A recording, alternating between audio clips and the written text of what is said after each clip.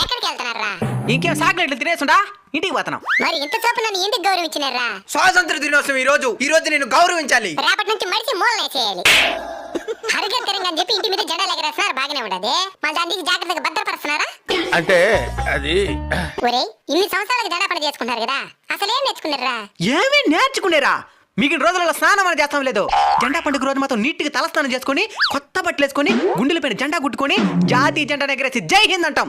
మళ్ళీ అట్టంత స్టేటస్లు పెట్టి రచ్చ రచ్చ చేస్తాం. ఇది దేశభక్తి. Of course. ఒరే మీరు మీకోసం మీ కుటుంబం కోసం కాకుండా ఈ దేశం కోసం ఏం చేసినారు చెప్పండి. ఓ 10 మందికి మీ వంతు సహాయం చేసినారా? పోనీ ఎవడని ఎదిగితే చూసి ఓర్చుకోగలుగుతున్నారా? పోనీ మీ చుట్టూ ఉన్న ప్రకృతినైనా సరిగ్గా చూసుకున్నారా? ఒక ముళ్ళు గుచ్చుకుంటే తట్టుకోలేరు మీరు.